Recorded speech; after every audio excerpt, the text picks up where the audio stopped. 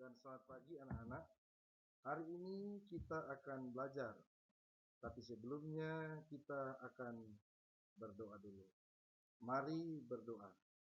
Kami bersyukur dan memuji Tuhan dalam hidup ini yang memberikan kesempatan untuk belajar di kelas kelompok belajar yang ada.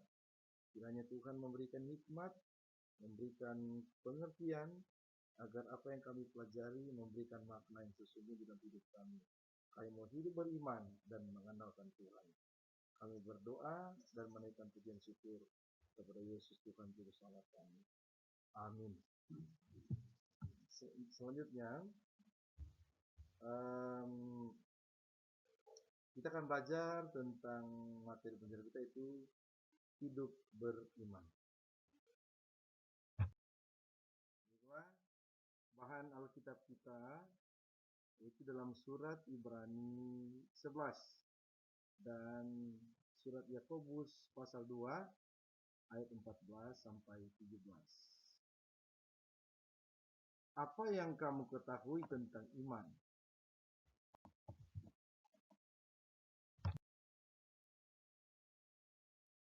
Tujuan pembelajaran kita hari ini melalui model pembelajaran Discovery Learning, diharapkan kalian, siswa peserta didik, dapat menghayati makna hidup beriman dan berpengharapan. Menunjukkan sikap hidup beriman dan berpengharapan. Memahami arti sikap hidup beriman dan berpengharapan, serta dapat menyajikan karya yang berkaitan dengan cara hidup beriman dan berpengharapan dalam bentuk tindakan nyata. Silakan simak baik-baik film rohani tersebut. Kemudian, tuliskan apa yang kamu ketahui dari kehidupan Abraham.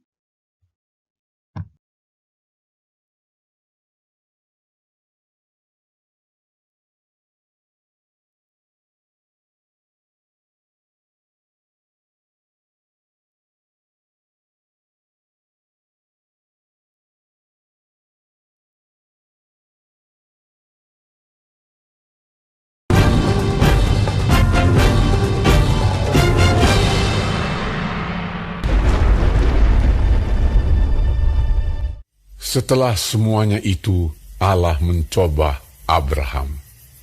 Ia berfirman kepadanya, "Abraham." Lalu sahutnya, "Ya Tuhan." Firman-Nya, "Ambillah anakmu yang tunggal itu, yang engkau kasihi, yakni Ishak. Pergilah ke tanah Moria, dan persembahkanlah dia di sana sebagai korban bakaran pada salah satu gunung yang akan kukatakan kepadamu." Keesokan harinya, pagi-pagi, bangunlah Abraham. Ia memasang pelana keledainya dan memanggil 2 orang bujangnya beserta Ishak, anaknya. Ia membelah juga kayu untuk korban bakaran itu. Lalu berangkatlah ia dan pergi ke tempat yang dikatakan Allah kepadanya. Ketika pada hari ketiga Abraham melayangkan pandangnya, kelihatanlah kepadanya tempat itu dari jauh. Kata Abraham kepada kedua bujangnya itu, "Tinggallah kamu di sini dengan keledai ini. Aku beserta anak ini akan pergi ke sana. Kami akan sembahyang. Sesudah itu kami kembali kepadamu." Lalu Abraham mengambil kayu untuk korban bakaran itu dan memikulkannya ke atas bahu Ishak, anaknya. Sedang di tangannya dibawanya api dan pisau. Demikianlah keduanya berjalan bersama-sama. Lalu berkatalah Ishak kepada Abraham ayahnya, "Bapa." Sahut Abraham, "Ya anakku." Bertanyalah ia, "Di sini sudah ada api dan kayu. Tetapi di manakah anak domba untuk korban bakaran itu?" Sahut Abraham, Allah yang akan menyediakan anak domba untuk korban bakaran baginya, anakku. Demikianlah keduanya berjalan bersama-sama. Sampailah mereka ke tempat yang dikatakan Allah kepadanya. Lalu Abraham mendirikan mezbah di situ. Disusunnyalah kayu.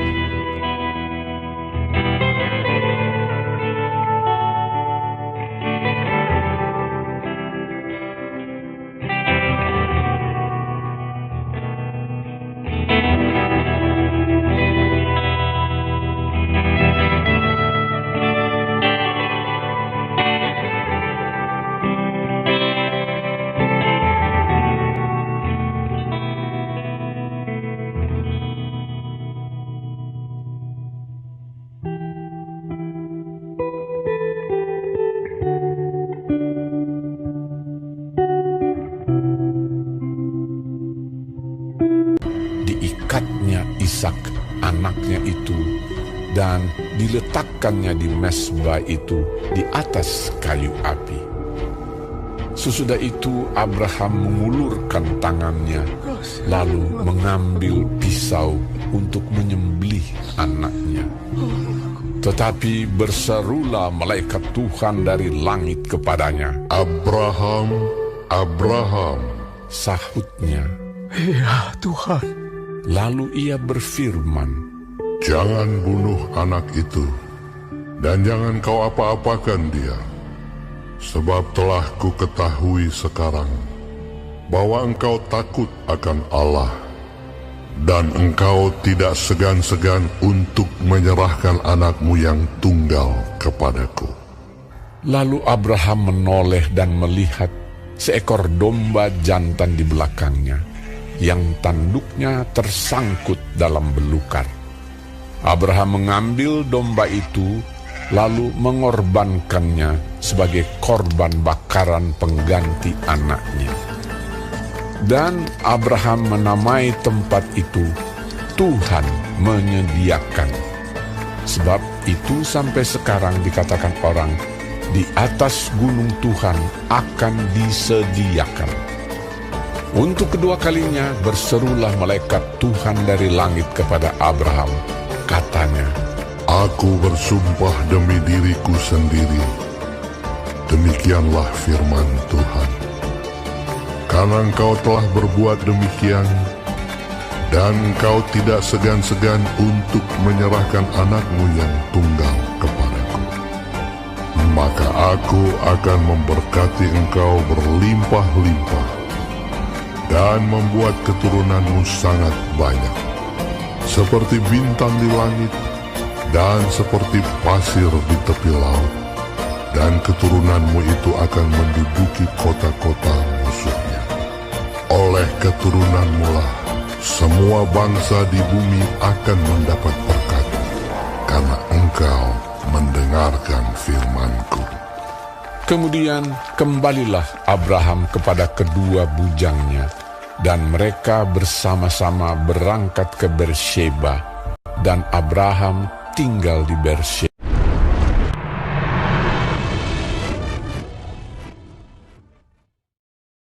Bagaimana implikasi iman bagimu ketika kamu menghadapi ujian seperti Abraham? Bagaimana caramu memelihara iman? Bagaimanakah ciri-ciri orang beriman? Tuliskan hasil identifikasimu di lembar kerja peserta didik yang telah Bapak siapkan. Kata iman dalam Perjanjian Lama berarti berpegang teguh. Beriman berarti berpegang teguh pada keyakinan yang kita miliki akan suatu hal, karena hal itu dapat dipercaya dan diandalkan. Iman menurut Nifrik dan Bolan, yaitu iman tidak dapat dipisahkan dari percaya. Manusia beriman membangun imannya dengan kepercayaan yang menjadi akar dari iman. Iman dalam surat Ibrani pasal 11 ayat pertama adalah iman, dasar dari segala sesuatu yang kita harapkan dan bukti dari segala sesuatu yang tidak kita lihat. Silakan analisis hasil identifikasimu dari video pembelajaran tadi. Kemudian diskusikan dalam kelompok. Silakan laporkan hasil analisismu tentang kehidupan Abraham, presentasikan di depan kelas.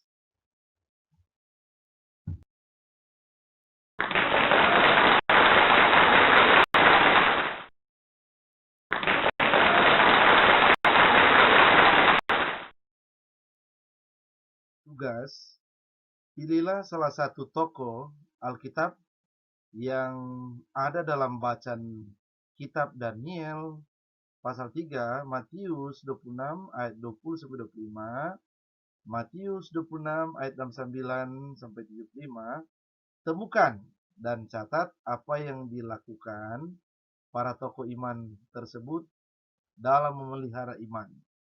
Dan tuliskan komentarmu mengenai tokoh tersebut, yaitu apa yang kamu kagumi dari dirinya. Kesimpulan materi, bagi orang Kristen, beriman berarti berpegang teguh pada keyakinan yang dimiliki tentang Yesus Kristus sebagai Tuhan dan Juru Selamat.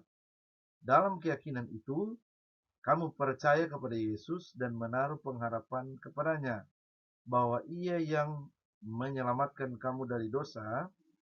Karena kamu telah diselamatkan, maka kamu menanggapi anugerah keselamatanmu itu dengan cara melakukan semua perintahnya dalam hidupmu. Iman membangkitkan pengharapan, sekaligus mendorong seseorang untuk mewujudkan pengharapannya itu. Untuk itu kamu terdorong untuk memelihara iman dengan cara setia, berdoa dan membaca Alkitab.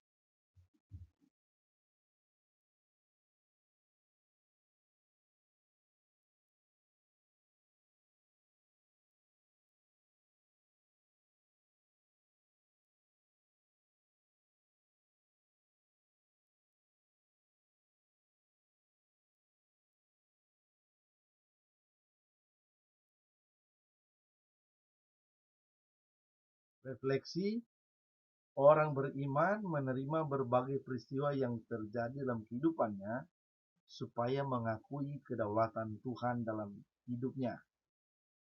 Persiapan materi untuk pertemuan berikut, itu materi hidup berpengharapan. Mengakhiri kegiatan belajar ini, guru dan siswa menyanyi dan seorang siswa akan memimpin doa.